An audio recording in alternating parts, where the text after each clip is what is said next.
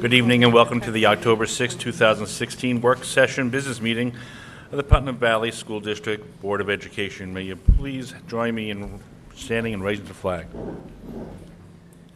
I pledge allegiance to the flag of the United States of America and to the republic for which it stands, one nation, under God, indivisible, with liberty and justice for all.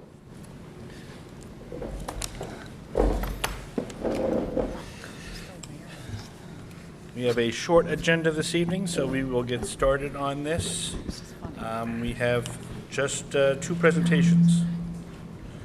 Our first presentation about from our transportation consultant, Larry Lee Fiber. Hey, Larry. Big meeting. Move your mic closer. Our ability to communicate.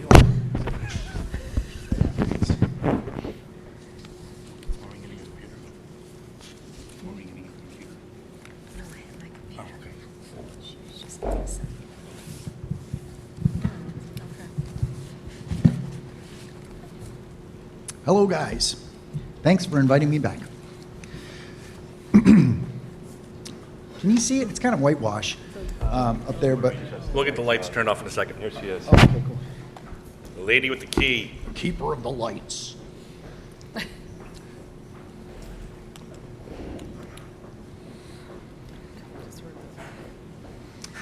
Last time I was here, we were talking kind of about school times, bell times, things like that.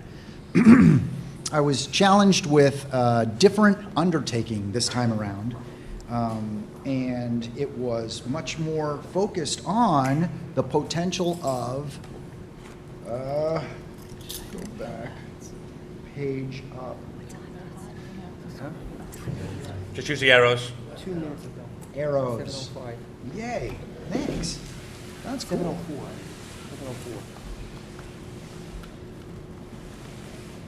Really? Oh, okay. Anyhow, sorry about that. So this undertaking was much more focused on bringing from 3 tiers down to 2 tiers our busing operations.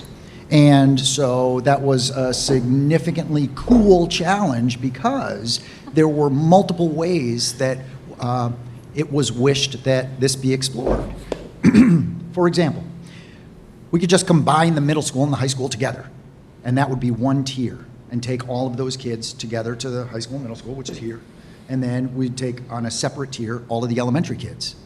Another possibility was combining 1 grade down to the elementary school, let's say 5th grade down, 6th, 7th, and 8th up to the high school. Another one was this one that we're looking at right here, which is talking about combining the 5th and 6th grade with the elementary tier and the 7th and 8th grade with the high school.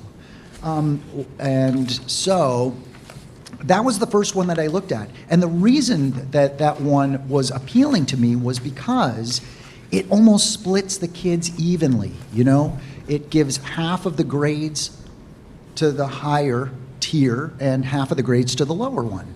And from a transportation perspective, it was appealing to me because I felt like we might be able to get away with it without having to dump a lot of additional resources into the game.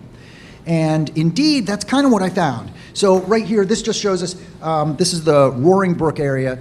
As soon as I combined the 7th and 8th grade with the high school, I'm looking at a high school trip right here. And on the left, you can see the trip and as it cruises around the lake up there in Roaring Brook.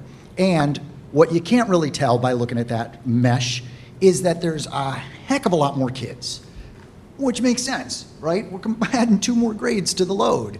And so as soon as I did it, I saw we're not going to be able to get away with this. The bus is not, it's going to be way overloaded. And so you can see on the little map that's to the right how I just took a bite out of crime up there. I took a bunch of stops out of the lower portion of that trip and began to create a new trip with it. And the reason was I felt like I had the latitude to do that because right now we actually have 14 buses that serve the high school, but we're paying for 15 buses. And the reason is, and I think we talked about this the last time, is because after the high school buses come in, there's not enough time for a high school bus to get back up to Roaring Brook and fill it up with middle schoolers and get back down to the middle school in time. And so we actually have a 15th bus, which is our ace in the hole for that Roaring Brook area, because the start times are close enough that we just can't do it. And so my immediate thought was, look, if we have 3 different tiers, if we have 3 different bell times, guys, for the high school, the middle school, the elementary school, and we're deciding to go with a 2-tier plan, then my thought is we're going to be able to afford to increase the time a little bit between the schools and still have an overall reduction in the breadth of overall time that's required. Does that make sense? As a result, I felt like I had that 15th bus as kind of a freebie, and so I immediately deployed it by taking like a chunk out of this trip right here, and yep, that's just some more stops further down from another trip that was actually, I think, on that part of the street. And then here is another place. It was Oscawana Lake. As soon as I got over there, same thing happened. On the left, you can't tell, but there's just too many kids. You know, you can't fit them all on a bus. So I took a chunk, as you can see the blue piece down there, and this is the kind of the way that it went as I went through this undertaking, having to recognize how many kids we had on the buses, the loads, the capacities of the vehicles, which is actually different. There's some buses that take 66, there's some that have 48, and so I had to work with that. But I honestly felt like we could come close to using the 15 buses that we currently have and getting the students grades 7 through 12 over to the high school. And that would be then grades K through 6. Now, when you look at the numbers, this is K through 6 and 7 through 12. And what we're focusing on here is just a little grid of the high school trips, because that's actually where the biggest concern is. And the number of assigned kids, I don't know if you can see it in the 3rd column there, relative to the vehicle capacity is significant. As you look down the line, you're saying, wow, we're never at capacity. But the problem really is that we're talking about 3 kids to a bench there. You know that? When it's a 66 passenger bus, I don't know if you've ever seen on the side of these buses, it says 66C, which stands for children. And it's really 44A, which stands for adults. And so to the extent that we've got corn-fed high schoolers, you know, these are bigger dudes that definitely we want to keep the numbers lower. But what we have on our side is the fact that high schoolers don't ride the bus as much as middle schoolers do, and middle schoolers don't even ride it as much as elementary kids do. And this is just the way that it is, you know, across the country. The elementary kids generally, overall, are like a 90% ridership. Middle schoolers tend to be more like 80%. High schoolers, sometimes it's as low as 60%. Sometimes it's even less. And, you know, as they get to drive to school and take their friends with them and stuff like that, it reduces the load on the buses. And so, when I'm looking at this scenario, the elementary is good. The number of assigned kids is always less than or equal to approximately the vehicle capacity, which is totally cool. We can fit 3 of them on a bench in a bus.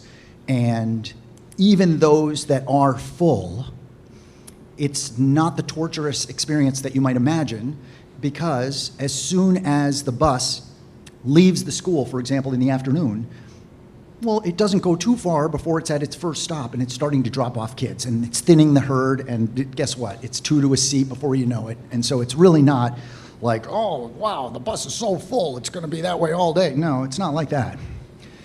And when I broke it down here, I tried to break it down. On the top grid, we see that the vehicle capacities are all 66. It's the 4th column over on that top grid. And I'm looking at the number of assigned kids and the average number of students that are assigned. And it's high, it's 58 students. However, if we're talking about even an 80% ridership, which is high for high school guys, that we're in the what? We're in the 46 46, range, close to that 44 number, the 44A. So I'm feeling like it's a legitimate potential for us. I'm saying 15 buses.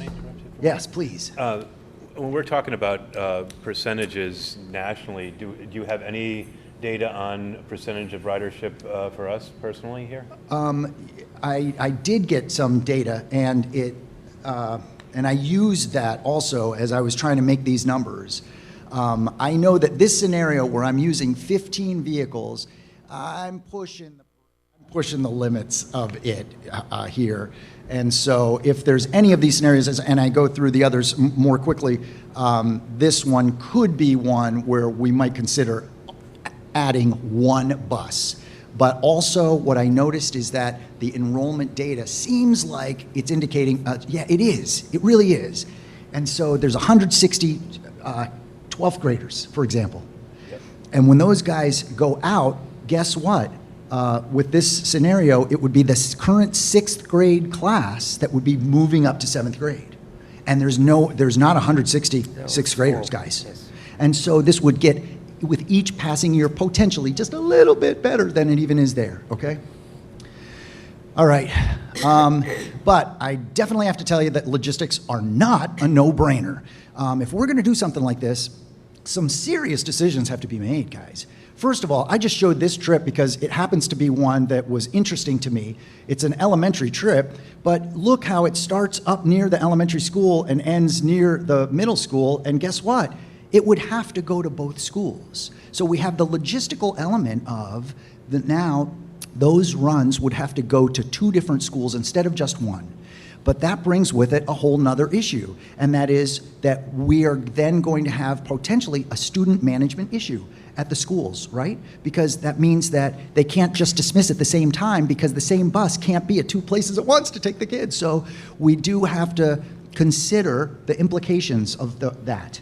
And finally, we do have to consider the duration of the school day, because where this would work the best is if the duration of the school day for those 5th and 6th graders was the same or close to the duration of the elementary kids' school day. And right now, there's a difference of more like 45 minutes, isn't there, guys?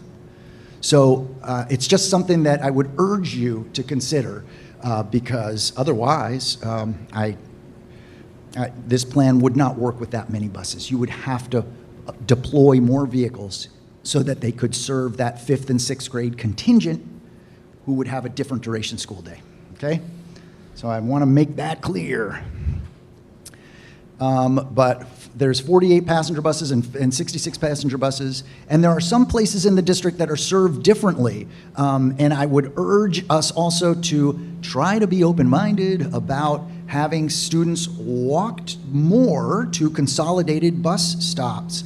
This was an example where I saw Briar Ridge. It just happened to be a street where you can see all of those plus signs that are there are the bus stops, and there's like a whole bunch of bus stops on that street, whereas other streets that are nearby, the students walk out, and it's a good thing for the students to walk out. Sometimes the parents take them in their car and wait at the end of the street and stuff like that, but boy, oh boy, if we want to go this direction, it will certainly help us to have a united front on trying to impress upon the parents that, hey guys, the door-to-door bus stop service days are maybe leaving us a little, and we got to consider having a couple of kids get together at each stop.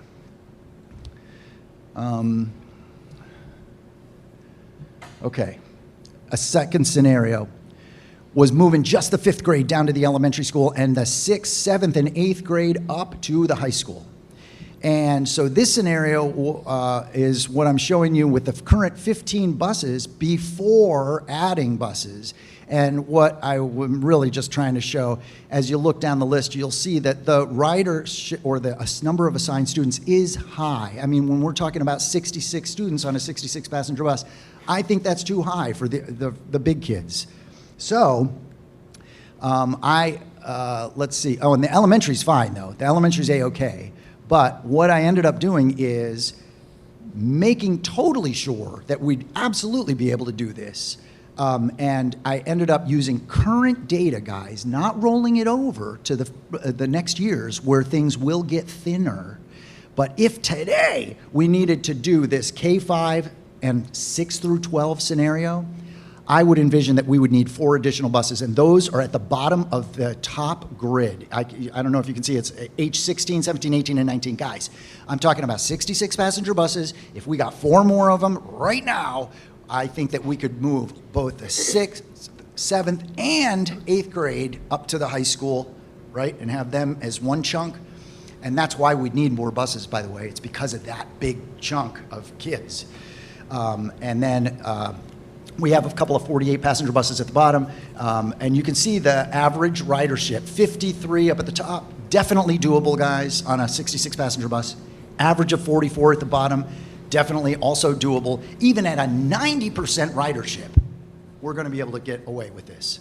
So that's, 4 is the absolute maximum number of buses that we would need to deploy in order to go with this second scenario, which is a K-5, 6, 12. Does that make sense so far? And the K-5 meaning 5th grade is in the elementary school.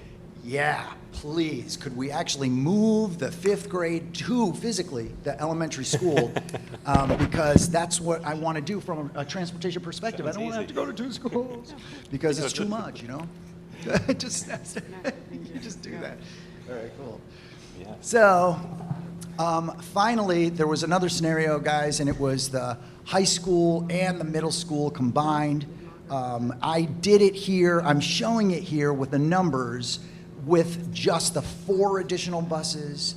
But I think that it's obvious as you look down the number of assigned column, how we've got instances where there's 70 kids, 74, and it's not going to work. And my serving suggestion, if you will, for adding the high school and middle school completely together into one massive tier is that we would today get away with it with adding 6 buses.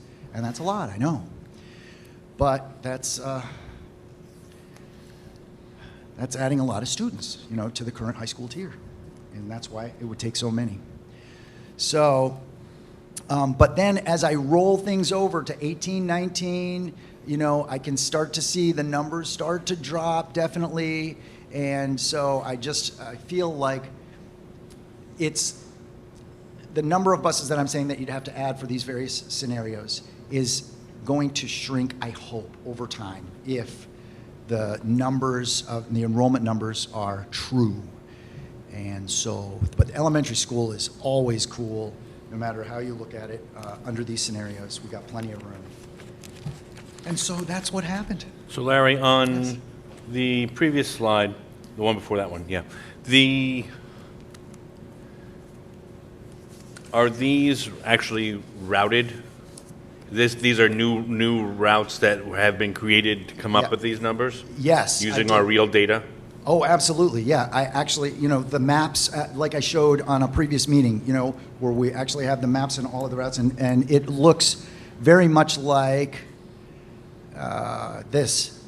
This is like all 15 trips, for example, in the one scenario where we're talking about just adding grades 7 and 8 up to the high school. And But we'd add 4 additional trips. I added 4 additional trips, and I'm so sorry I don't have that image, but I absolutely have that data, and every kid is routed, with the exception of there's 2 places where there are currently like little vans that go into really tricky parts of streets. There's a couple little spots like that, wheelchair vans that they use, and I was really focused on the big buses, okay? So that part I did not focus my attention on, but... So what I'm saying is there's some exciting possibilities, but there are costs and challenges that are definitely associated with all of them. And I am hoping that I brought some of those costs and challenges to light.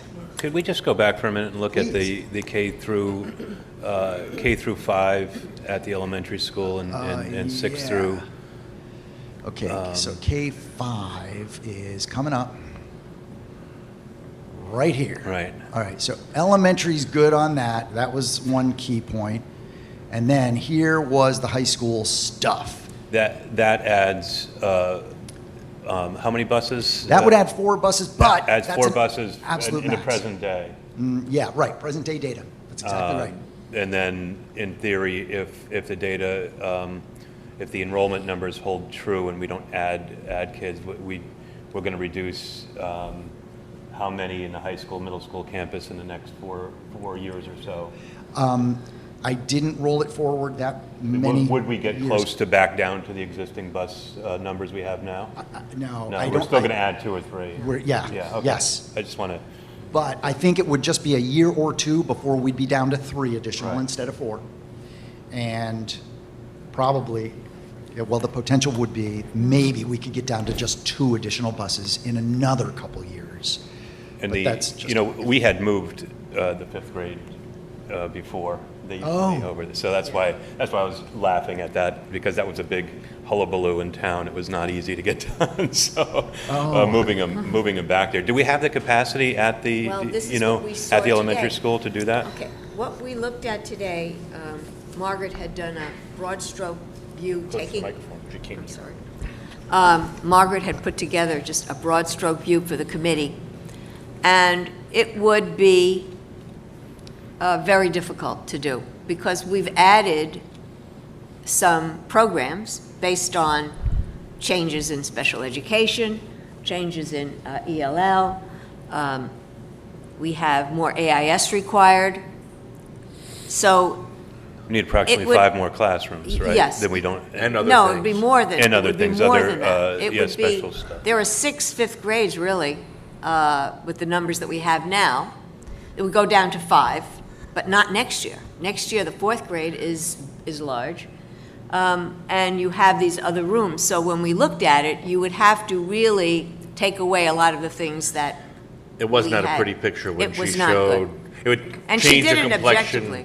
of the building significantly in Yeah. not a positive way. And people were talking about, well, could we use the modules again?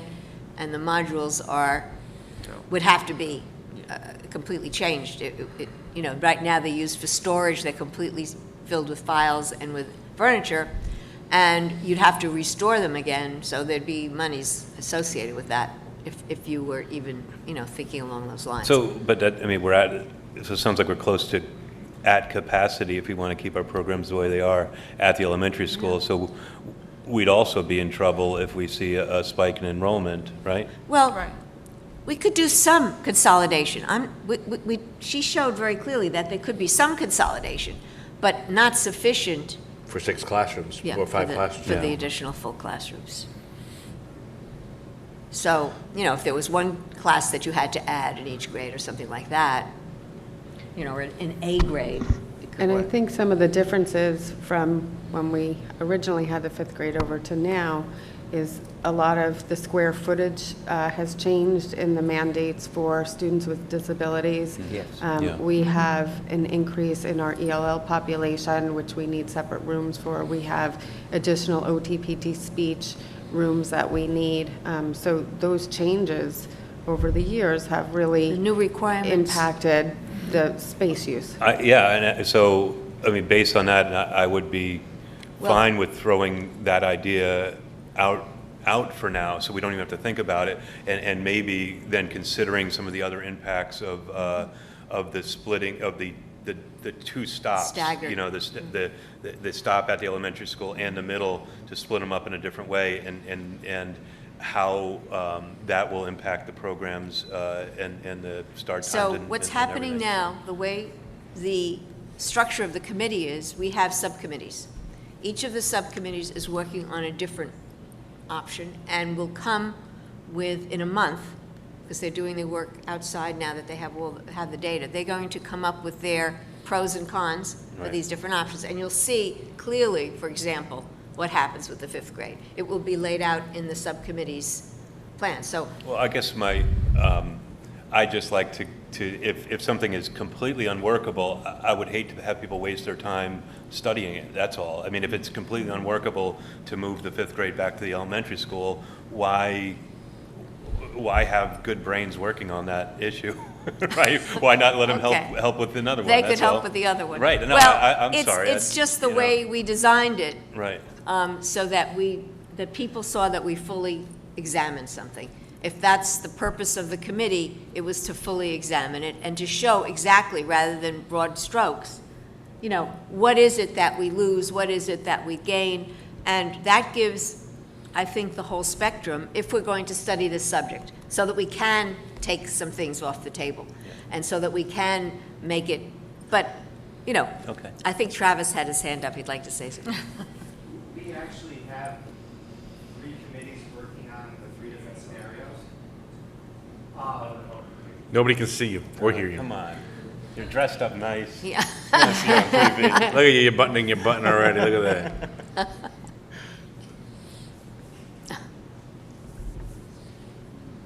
So good evening, everyone. We actually have 3 different committees working on it. We have the elementary school version, which is the 5th grade moving over. We have the staggered time, which is the 5th and 6th, coming in at a different time than the 7th, 8th at the middle school. And then the 3rd committee is looking at basically the 5 through 12 approach, which seemed expensive at this point with very expensive. 6 additional bus routes. Yes. The nice thing is we have a Google Doc going where all 3 committees can see Yeah. each other's work. So I don't think people are just solely focusing on their group. They're I'm giving working right input. now, actually, and I can see what other groups have added, so it gives me ideas to add to our group. And we have multiple conversation. people working on each phase, so we see and share one another's ideas as it progresses. I'm excited to see the ideas. When do we get the presentations? Not for, well, you can have them on the Google Docs. You actually should be included. Maureen, could you check to see? I think the board is included in the Google Docs, and you could look at this whole thing as it's growing right on your computers, because it's just a shared document. So we'll have to make sure that all of those. Travis, do you have a way of sharing with the board the Google Doc?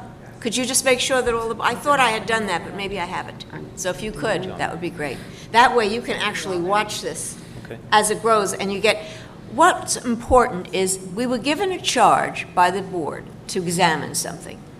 And the conversation with the public on this, because we have a lot of nice public participation, means that people see the complexity. They see that we're not trying to, we're trying to be very transparent about the whole thing, so that any consideration by the board, they see, those who are involved see that everything was out on the table.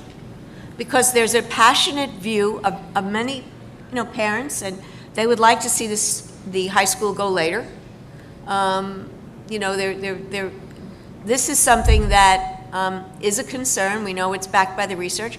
And when you look at the complexity, it's a feasibility study. Maybe it's possible, maybe Maybe it it's is not. not. At the end of the day, maybe none of it is. But that's why I'm saying it's important to see how this all is being analyzed, and not to Just don't annex skip Roaring step. Brook. Keep us in the district. That's all. We haven't- That's an obvious. It's been said, it's been said. Sure but- it has. Keep but- us in. But it's the complexity that most people don't understand or don't see until we actually go through the steps. Right, And there's that's so many, what there's people so many do. things that affect other things throughout every discussion we have. It's amazing how long it takes to get one thing settled because it affects so many other things. And we haven't even looked at the cost of all of the aspects yet, because there That could be cost is last, yeah, staffing and see, changes and right. things like that as well that are gonna. We can talk about a bus is about $60,000. Yeah, that's the Right. easy part. It's not, But- that's, Right. it's the other stuff. Yeah, it's the staffing and travel. So Larry, you said the 5 through 12 option, where everybody on this campus is 6 buses? Everybody on this campus Yes. coming together Yeah, would be that's- 6 additional buses? Initially, Yeah, yeah. and thank And you, we- and then- initially. right. And then that, so at maximum, we would need, I believe, 6 buses based upon the analysis I've done. So I think, in addition to what's been said in the committee meetings, some things that haven't been said in the committee meetings about the idea of trade-offs on cost. Maybe if the research is so clear on later starting times for high schoolers, there's It's a no doubt about cost-benefit it. analysis, yeah. That's got to fit into the equation. It makes sense, even if it's a capital improvement to the elementary school. Build capacity at the elementary school to keep and make K-6 over there, or K-5 It might build be over worth there. it, And then you're gonna have 6 through 12 here, and you wouldn't need, you can do the trade-offs. If you're gonna spend the money on capital, you'll need to use less buses if you're able to move more kids over there. So if you did K-6 in the elementary school, and you had 7, 12, or any of those possible combinations, we need to think about including, because we haven't talked at all of, maybe it makes sense to have a capital improvement. Yeah. To expand No, you have to keep some of the everything on the campuses. table. And also, has anybody analyzed a savings that occurs by what kind of cost savings occurs by 2 runs versus 3? Well, the 2 runs versus 3 depends on what grade level, you know what I'm saying? If you want, it all depends on what you want. Like, if you want the Just say 5th they're and equal. 6th Just say grade to you had be. three now, and you say, we're going to split it up. Somehow we're going to figure out how to make it into 2 runs and split up the kids into 2 runs.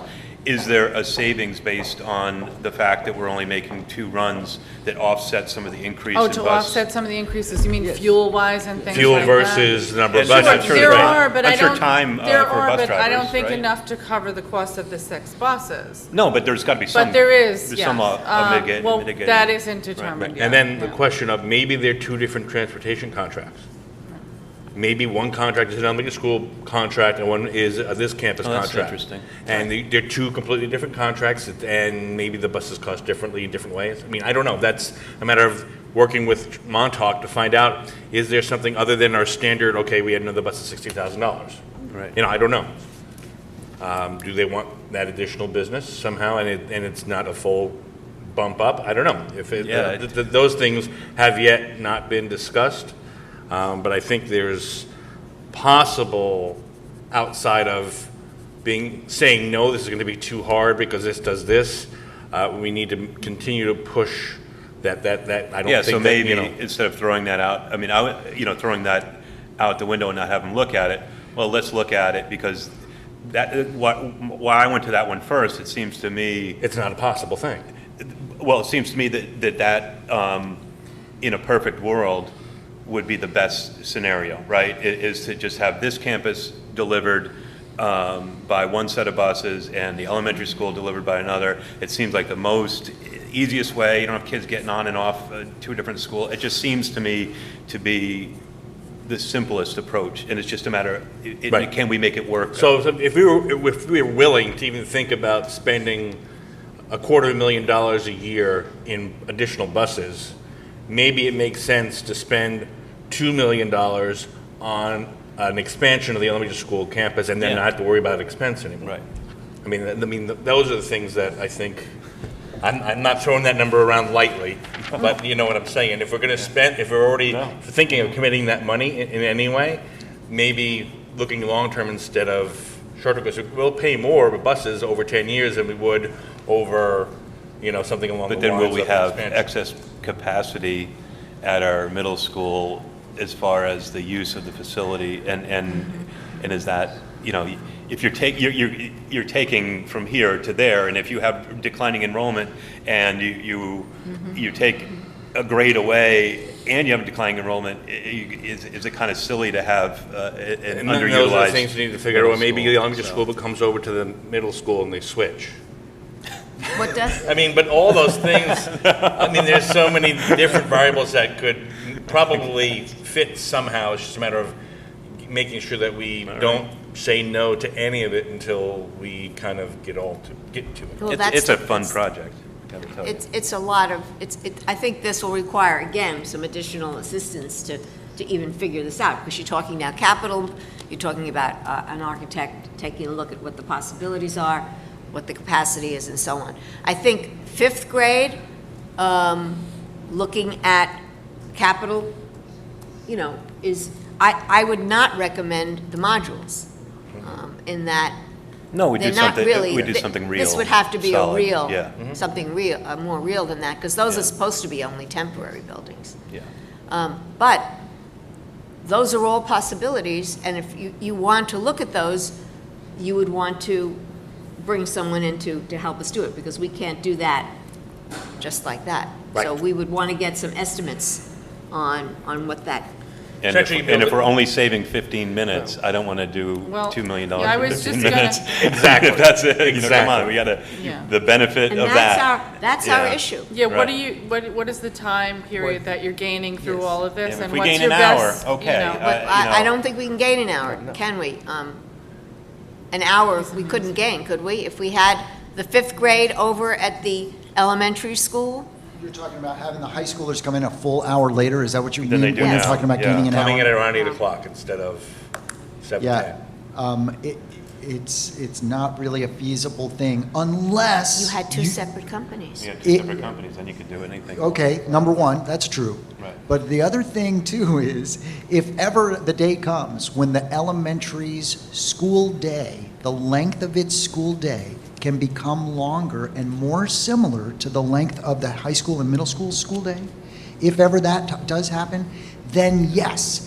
The reason that there's a wide disparity in the start times at the beginning of the day, guys, is because of the pinch that happens at the end of the school day. It's all about the dismissal time. It's dismissal. Because the elementary school day is shorter, it squishes closer to the middle school time. Right And- now, there's a lot of time between the middle school start and the elementary But start. I but just that want to shrinks. clarify something, though. The teachers at the elementary school come in earlier, and at the middle school, the teacher time is during the day because of using the electives differently. So it's really, the time that the students are in school may not be as different. It's the 4 minutes in between it's the- periods that make and- this and day the- 40 minutes longer in these two schools than over the elementary school. They don't have those 4-minute breaks between classes.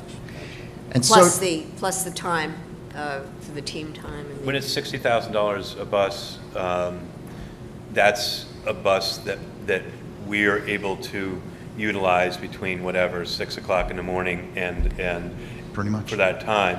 Is it less if it's just for one run? Yeah, That's we have a minimum much. 4-hour, What's that? minimum of 4 hours to use the, like, you know, the bus is a minimum charge of 4 hours. Okay. Yeah. For that current For that contract. current contract, but that's, Yeah, there's that's something else to right think now. about. Say, okay, well, maybe it's not Well, 60,000. This is certainly something to look Yep. at, two separate Yep. contracts, Yep. and a separate whole way of Because I'm sure thinking there's about it. smaller districts than ours, right? Yeah. That use, right? Yeah. So.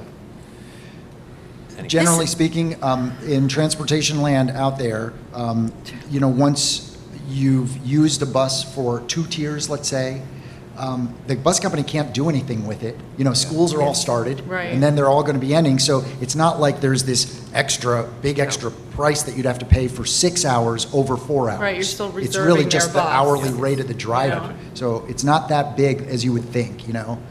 And to answer your question about the 8 o'clock start time for the high school, we could do it right now as things are if we're willing to start the elementary school as late as like 9:40 or something like that. No, we You know, can't get which, out of of that. course, We have a that's- contract that says 3:30 is the latest. So I don't Well, think then- we can then the start that other- late. One of those other options is renegotiate that part of the contract. All right, that's a But that's contract also can be very used. late for a school to get out. As it Absolutely. is now, they get home when it's dark part of the year. So there are lots of issues here that are very complex. So that's why we're having the committee study it separately. And all of these ideas to go on those Google Docs would be really helpful, so that we lay it out. But I think if we're looking at capital, we have to look at a whole other, some input elsewhere. Yeah. But you had something that came up, Larry, in the committee. I wanted to get that on the table so people understood it. People had heard you say at one point you could squeeze 10 minutes, just as we are now, looking at consolidated runs, doing everything we're doing now with the 3 tiers. Yeah. Once upon a time, I definitely felt Yeah. that there was 10 minutes to squeeze, guys. And it was before I got double-fisted into all of the nuts and bolts of these routes and manipulating the trips and seeing how things are working. And I'm not entirely convinced that we can do that and get away with it. In fact, in speaking with the committee and some of the representatives that were there from the elementary school, they speak of middle school buses just coming in after the bell rings in the nick of time, you Yeah, know, to they pick always up their have a kids. problem. And so, you know, the evidence is not apparent anymore for me that we really can do that. I was ambitious, and I So thought. that's important for the committee to know, because some of you people are looking at that extra 10 minutes as something that we could possibly get, so. But one of your other options was swapping middle school and high school times. And that does make a difference because high school buses are less full in the afternoon. They can get back to the elementary school faster. I mean, that absolutely might be a agree. possibility. Yes. You know, that instead of having 50 kids on it, there's only 30, and Yep. that makes those bus runs go that much faster so they can get back to the elementary school faster. And they fly off the bus, man. I mean, the bus barely stops and the kids are off. So that's really- another possibility. The only continuing issue with swapping middle school and high school is always going to be the athletics. The athletics, what time does And the period 10 in middle athletics. school get out now in the afternoon? 2:35. Yeah, because I think with the athletic director's input was that 2:30 was like the latest. Yeah. Right, because they got to catch a 2:45 Because bus, which means when they travel, it's an issue. which means sports would then be missing their 10th period. If, because right now you can't do anything. It's very tight. So that extra this is 10th a period for very, extra help. very complicated domino effect. Stinks. Yeah, so, but it's why a lot of schools go out there and they all want to do something different, and it's very difficult to do. Well, thank you very much, You're welcome. Thank Larry. you. And, guys. but Larry's been very nice. We can always call if we have questions. Absolutely. So, thank you very much. Thank you.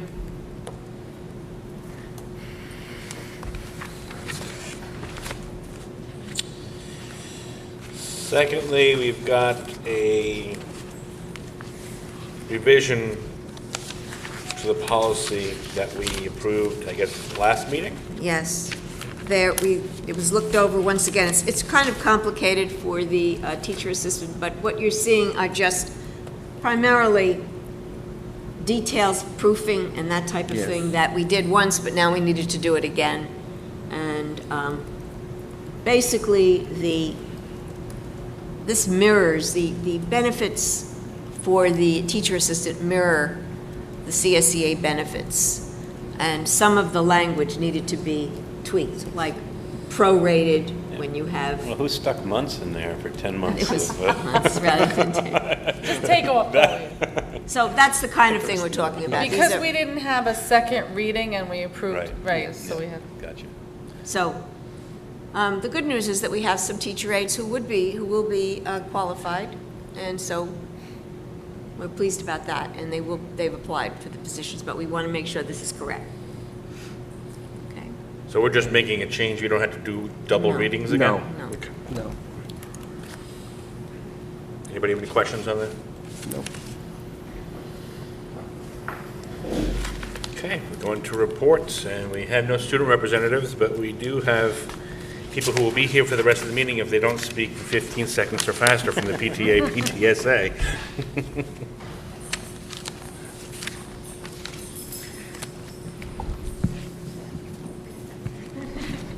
Good evening, everybody. So we are the PTA representatives. We're teachers at the middle school, so we are the middle school teacher liaisons. So for the month of October, it is a very busy month for our PTA. Our middle school kickoff meeting is on the 18th at 7 p.m., so we invite everybody to come out. That includes all of our middle school parents. The middle school book fair will be running the week of 10/17. And on the 26th, we will have a guest speaker for our general meeting, at the middle school. It's Sue Soliman. She had been here a couple of years ago, and she's going to be doing drug crisis in our backyards for us. Then we have a grade level event, which is for kindergarten, Pumpkin Night, on October 28th at 6:30. Our next grade level event is actually for first and second grade, and it's storytelling at 6:30 on November 4th. And the PTA will also be supporting the Middle School Red Ribbon Week during the week of October 25th, and that includes supporting the theme of Red Ribbon Week as well as the activities. And to please check our website and sign up to become a member of the PTA at putnamvalleypta.org. Thank you. Thank you. Thank you. Thank That was you. 22 seconds each, but that's okay. And we've got superintendent's report. Yes, so last time we were here, remember we had the poetry contest winner, Lily, from the elementary school, whose work is being shown at the Hudson Valley Conservation, at the Constitution Marsh. And we heard from a parent who let us know that we had another student who also won a poetry award. And this is Kieran Tracy Hind, who received first place in the Barbara Kelly Mandigo Peace Poetry Contest for Youth 12 and Under Division. It is open to people worldwide, and it carries a $200 prize. And there is, it's a very special award for a poem that is about waging peace. And Kieran first wrote the poem in response to an extra credit assignment from Mrs. Burns last spring, which involved submitting something to the Make a Difference contest offered by the district. The parent mentioned that she didn't think he would have written this poem otherwise. So good for Mrs. Burns, good for extra credit assignments, and the kinds of things that will motivate and inspire kids. I see, and this is from the parent, I see the influence of Putnam Valley in his poem not only because of the contest. It is also in the strong anti-bullying message from the district. I also see influence from many nature trips when Kieran was in Mr. Sperling's 4th grade class, as well as his poetry unit and the shadow play exploring Native American themes. So this is Kieran Tracy Hind, and I think it comes at a good time for all of us. This is called Me and You, and Kieran couldn't come, but asked if we would read the poem. The world talks to me in my head, and birds chirping in the wind, and the sun shining on my face. Dogs looking for their bones, while I see beauty in every face. The world brings us together. It moves as slow as a sloth. People live in different ways. Treat them the same way. The world has so many mysteries that no one knows and may not find. We all have 2 shadows inside us, but it helps us, it finds who we are in this place where people live and die and will never find why they were born. The world brings us together like a mother and her child. It moves us, helps us, and cares for us. So why are we killing the earth? If we help it, it will grow so we can grow. We may feel helpful to poor children. We may be helpful to people that have been bullied, and all sadness, all hate will wash away. As the sun shines on the water, as the birds fly in the wind, and never stop seeing beauty. From Kieran Tracy. Very nice. Okay, there are a number of other items that I wanted to call to everyone's attention this evening. If you recall, early in, actually it was spring, the district responded to the concerns about lead in water in various places in the nation, including Ferguson, and did a proactive lead testing. Well, at the end of the summer, the state of New York made, passed legislation which made it a requirement to do lead testing, but at a whole other level than we had done. We had tested all of the drinking areas, but New York State is requiring that we test every faucet in every school. So at the high school, that includes something like 141 faucets and 80 each, I believe, at each of the other schools. I had thought it was 140 at the elementary. It's 141 at the high school, and about 80 at each of the other schools, which is a very large project. So, as required, testing was started at the elementary, which was the requirement, and we have found 5 areas that we had to close off because there were some levels exceeding but not by very much, but exceeding the required criteria level. So in the elementary school, at the boys' bathroom on the right faucet, the kitchen prep sink, these are not used for drinking, but they were areas that are used for cooking or for washing. There is a fountain on the in the main floor with a small increment above. For example, there is a level of .015, that is the criteria, and this was at .016. And then a room, a bathroom sink on the first floor, and the nurse's office sinks. Those faucets are shut off, and wherever we need fountain water, we will get a cooler until it's fixed, and we are remediating. But we haven't heard yet about the middle school and high school, where, again, we didn't have problems when we did it in just the fountains, but now they're testing everything. And we will be posting this information on our website.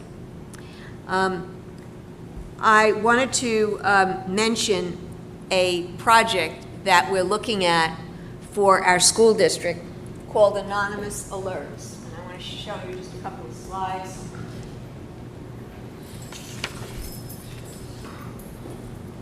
And we will be able to do this through BOCES. And I think the cost will be something like $2,500, I'm not sure. But it's a reporting app, and I know that there has been recent discussion throughout the region about situations where the school may not be aware of something that's going on in the school privately, not so that it's overt, but things that people notice and that people are concerned about that they may not even want to bring up because their name would be mentioned. This is called Anonymous Alerts, and we are planning to implement this so that anyone who has a concern has a way of communicating that without, there's no way that we would be able to have knowledge of where it came from. Mike has been investigating this for me and for the school district, and unlike something that's on our app, which is also an anonymous, where you can put comments, this is in a whole other server. It cannot be traced in any way. It is completely encrypted, and we would be letting people know that. And this is for serious matters, and we would also it's not just for comments, but these would be advertised as such, that this is for matters of abuse or of bullying or something that is extremely, that needs to be attended to immediately, and has to be investigated in that way. But the investigation would not be involving the person who is making the complaint. So it's being used now in several districts. BOCES is going to sponsor it so we get aid on this, but where I have done, I've talked to fellow superintendents who are using it, and while once in a blue moon there's a prank on this, because this is the human condition, in reality they only get serious complaints, and there are very few. You don't expect to get a lot of complaints here. You get very, very few. And you have to let people know when it's being monitored so people realize that this is not something for the middle of the night when that's a 911 call of something of that nature. This is something that would be monitored, let's say, from 7 to 4 or 5. And when you send information out about it, you send that as well. And so it can be on your mobile, it could be via the website as well. And you can also communicate with people, and you won't know who they are, but you can communicate to. So you can ask for clarification, you can ask for names, and so on, if people are willing to do that without them being traced.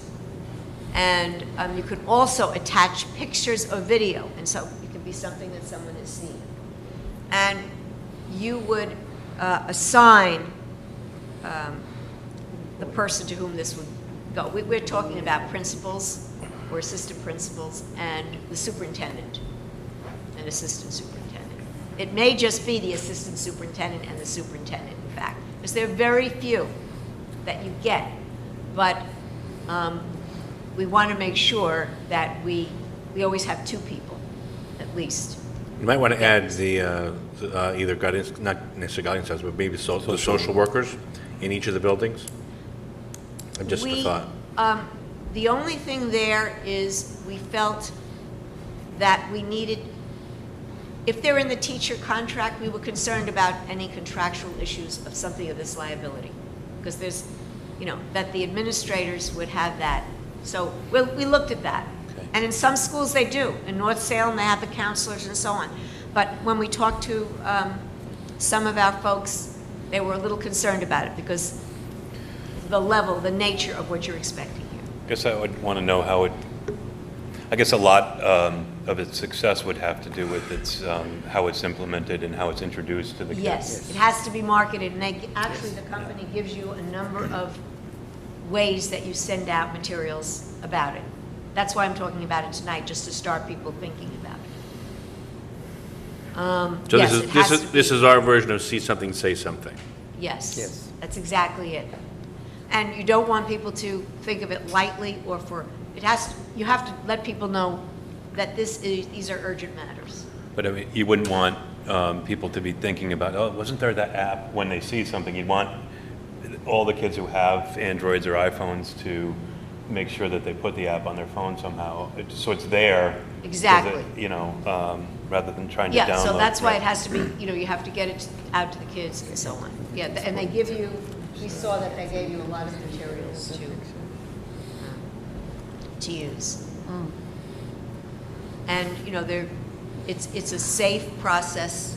Kids feel safe using it. We have to make sure that they understand that. And as I mentioned, it forwards incidents to school officials, all law enforcement. In our case, it's school officials. It archives the messages. There's a robust reporting system. You also get a tracking system. So you can go, as the administrator, you can go in and see exactly what occurred, what the response was, and so on.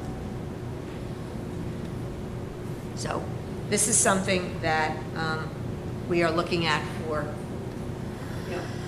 rolling out fairly soon. Sounds good.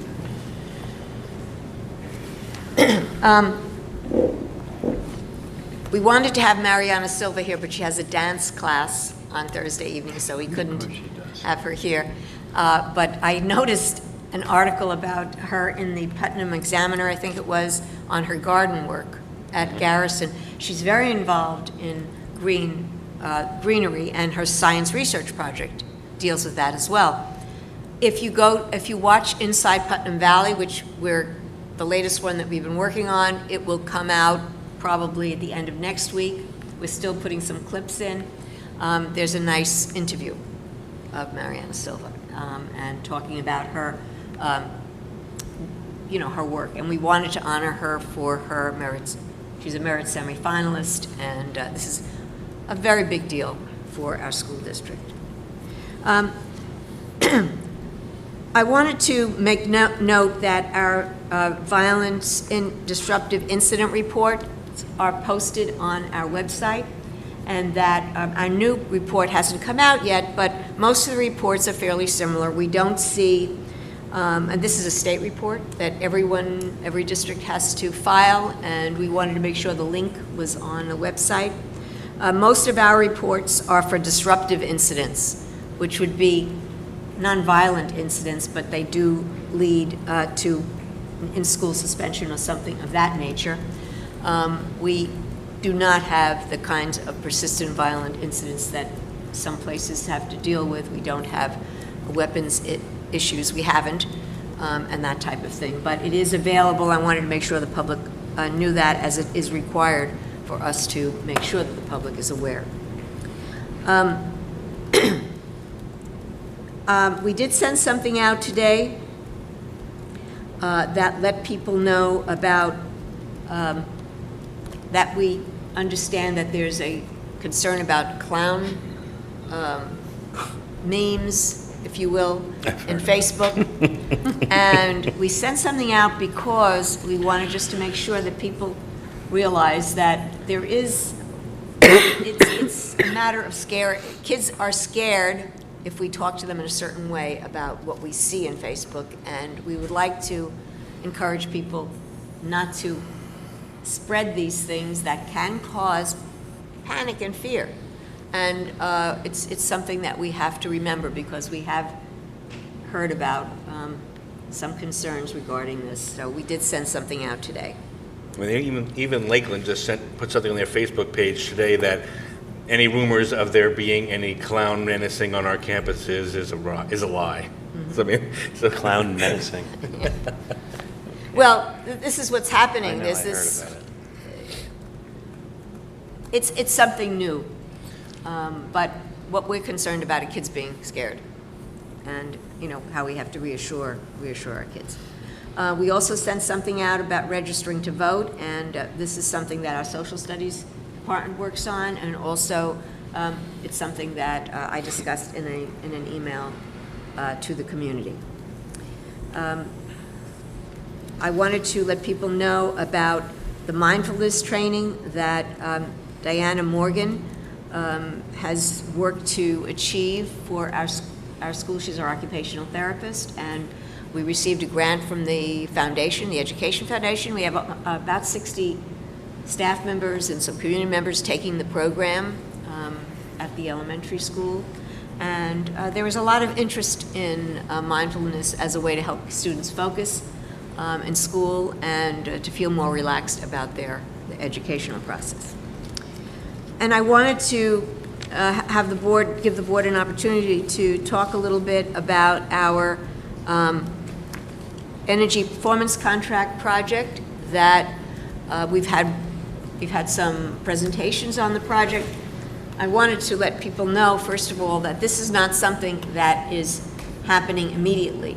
Right. It is a Right, the more- project is still at its beginning stages. I know there was an energy performance presentation at the last board meeting where Con Edison and Mr. Bellino went over a lot of the operational aspects of the project.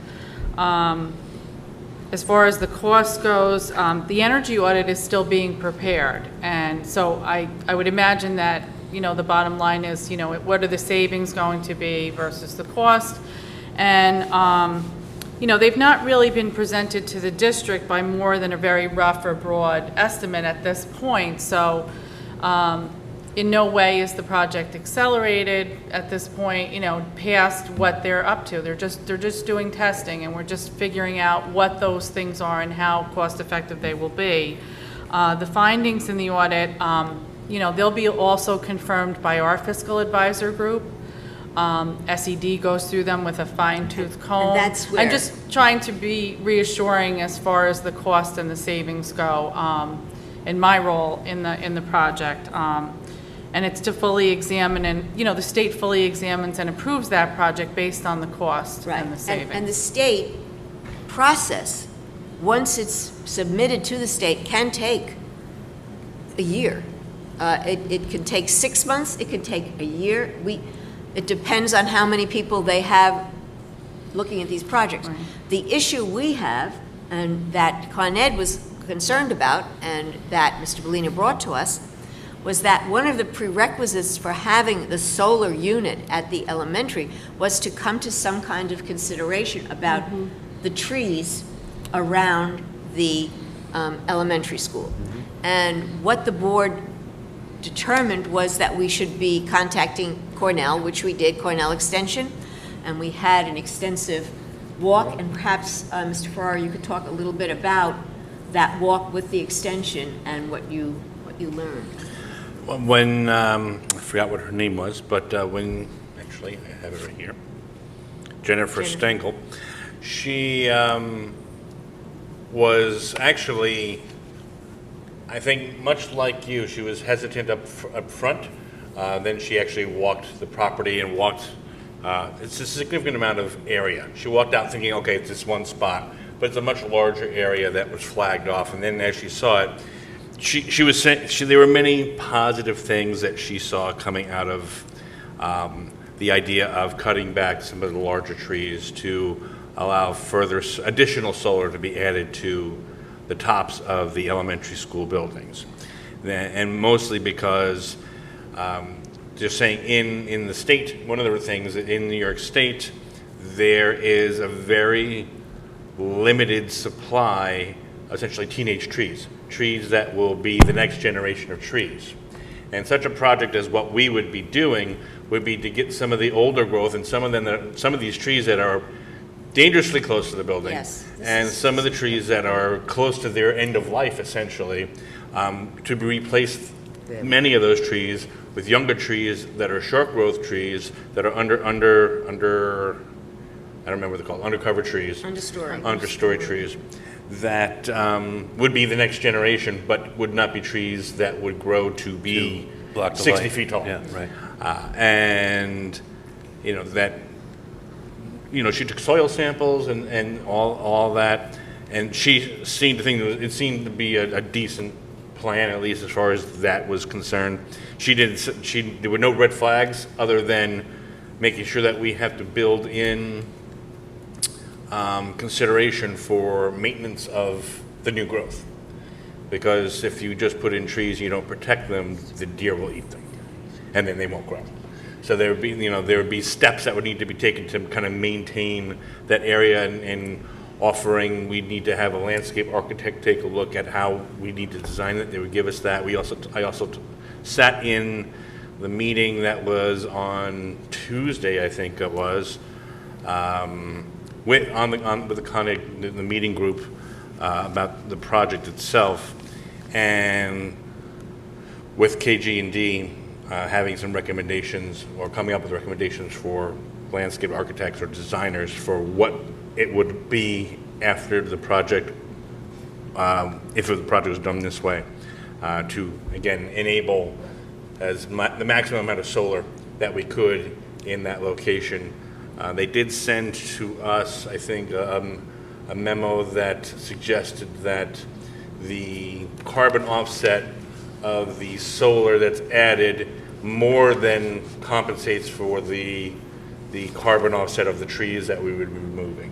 And if we're adding trees, that would be even more of a step. And the thing that excited her from Cornell was the educational opportunities that exist for not just the kids in the elementary school, but campus-wide. This could be a real, if we involve the teachers in this project up front, they really have a vested interest in using it as an educational opportunity for real-life issues. Right, and we've talked about this, and you know how important I think that is, and how excited I am about that.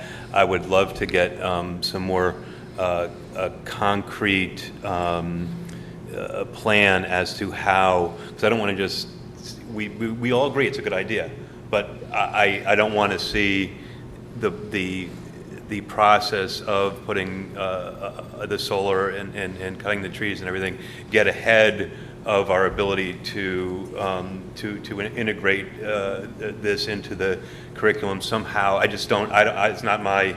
It's not what I do for a living. But I'd love to see some kind of plan on how to get that done, because I have this anxiety that we'll be putting the solar up and then we'll be starting to talk about it or something in the classrooms, and I'd love to have the teachers and the children start to understand the process as we go through it. The benefit of the SED delay allows the teachers to come up with curriculum ideas. Now, for the most part, a lot of this stuff would, if it was approved this year, a lot of it would happen over the summer, as far as installing the solar and doing the tree work, because you can't do a lot of that work during the school day, obviously, because that's very disruptive.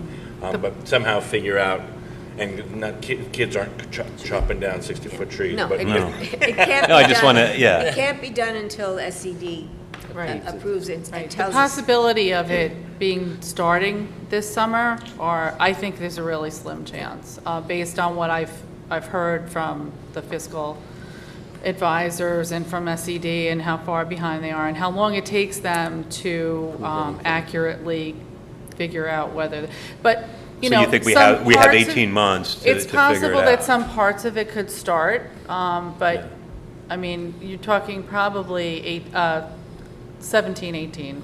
I think what's great about the curriculum piece is that we have the next-gen science standards, and that's going to help us because we do a lot with problem solving, and there's a lot of we have the makerspace at the elementary school. I just would love to know what the process would be to integrate it in, to put it into the curriculum, and to what extent it would be.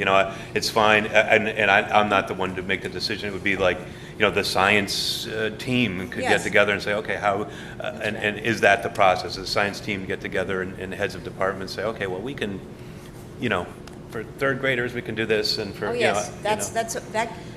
But what we have is that we have the science curriculum standards that now leave room for this kind of work. So we'll introduce it to them in that way. But first, we need a little more specifics, and then we can. Right, because there are three main elements to the whole project. One is every light in every building gets changed to LED. So it's retrofit on every one of those.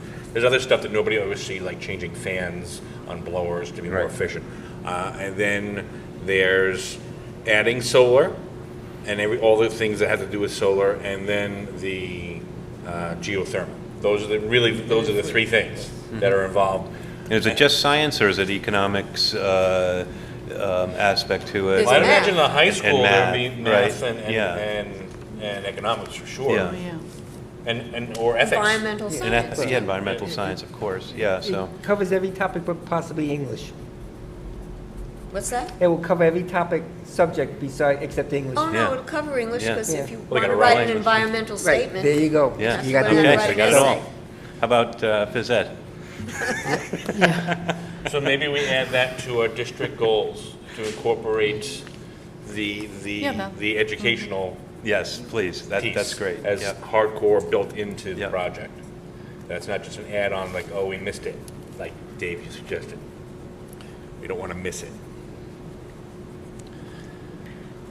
But I was expecting to get some significant negative pushback, but that was not From what a we're. tree hugger cutting down trees?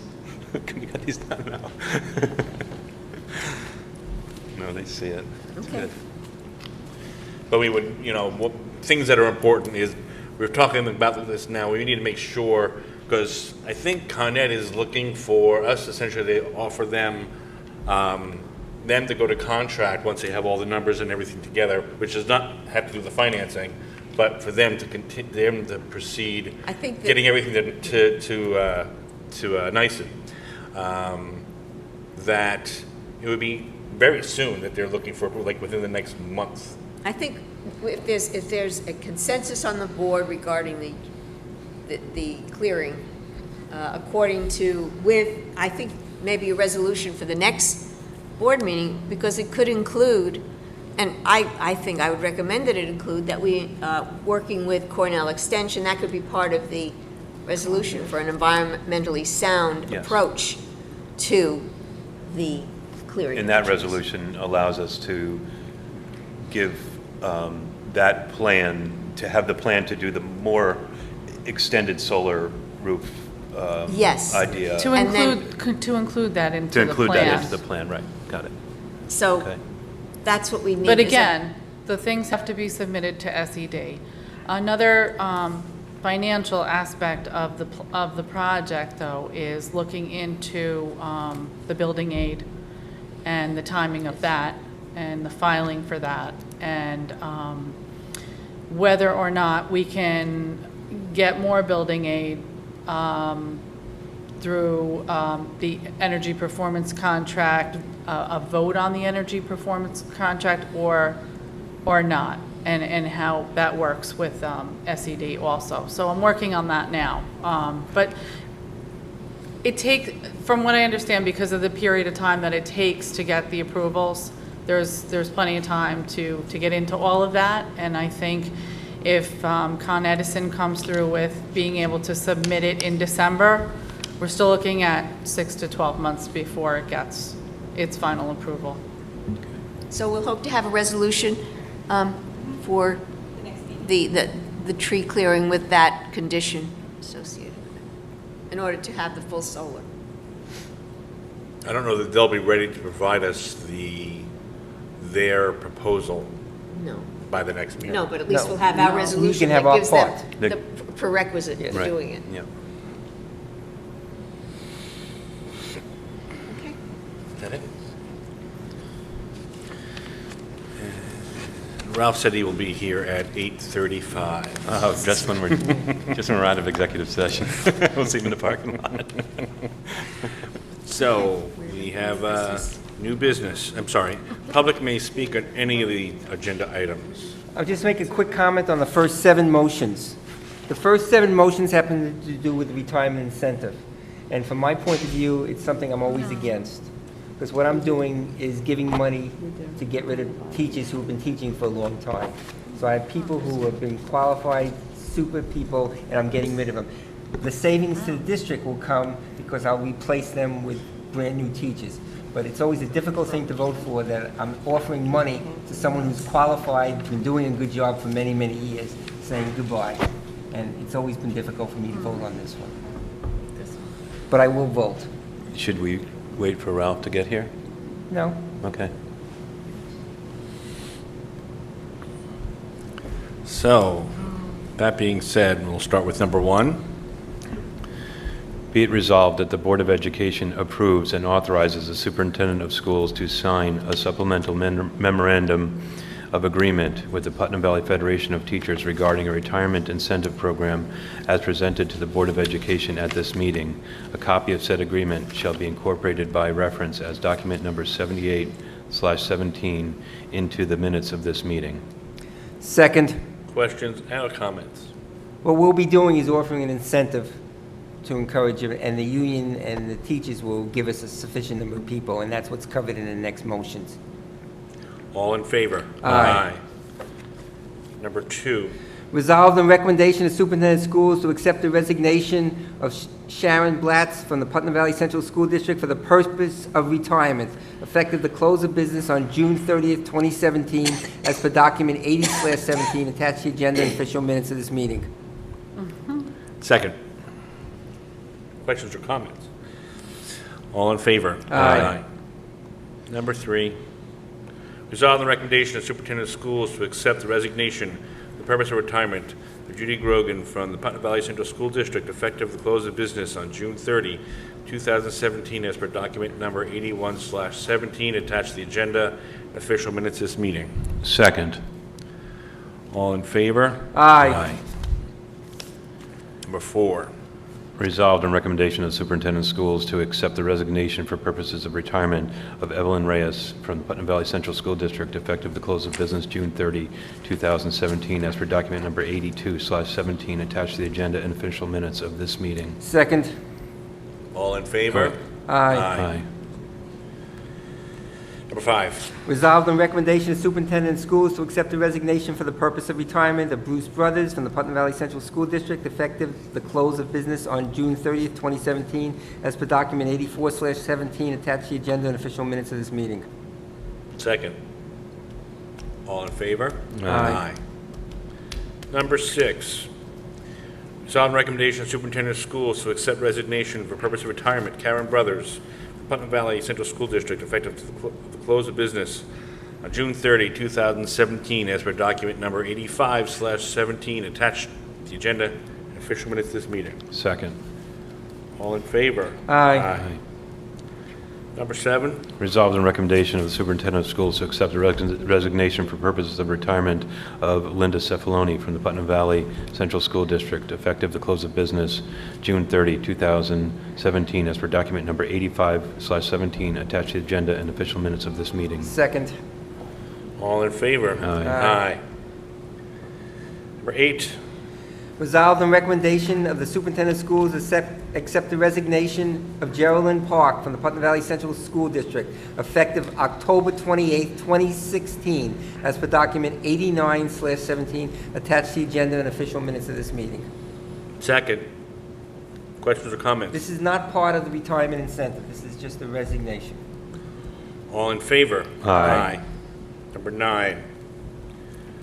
Resolved on recommendation, the superintendent of schools to appoint George Castellanos to a long-term substitute position as a Spanish teacher at the high school effective October 7th, 2016 through November 22nd, 2016, or sooner at the discretion of the Board of Education at the substitute salary of $175 per day.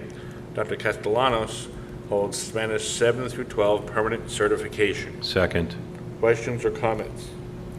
All in favor? Aye.